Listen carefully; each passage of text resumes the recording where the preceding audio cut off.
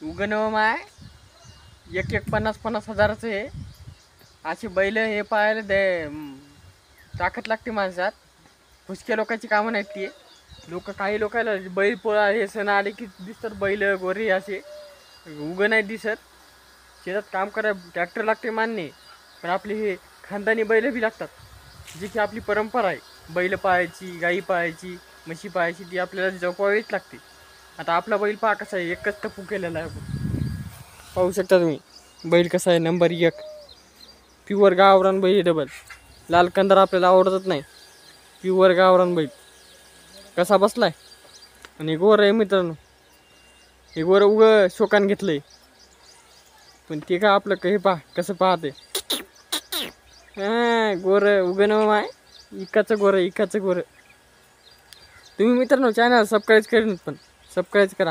गोर पहा. असा कुठं जोडी असला तर कमेंट करून सांगा, जोडी लावू आपण.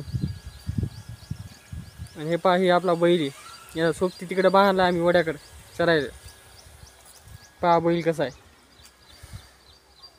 महादेवाच्या नंदीवाणी तर बसते, नंदीवाणी. तर मित्रांनो, बैल पोहायच्या तुम्हाला समजांना हार्दिक शुभेच्छा.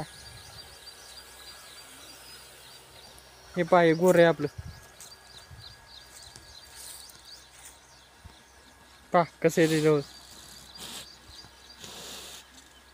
पहा हात केला की जवळ येते. आणि हे बैल आहे. डबल दिवत नाही मित्रांनो तुम्हाला. दिवरा नाही, लाल कंदार धोरले दिवर राहते. दिवर कते नाही पा. आता मोकार आहे. हे पा आडाथार घातला तरी काय करत नाही. आपल्यापाशी दिवर डोरच नसतंय. किती दिवरा असू द्या गार करीत असतो आपण. बैल बी पहा, बैल बी घरी बी.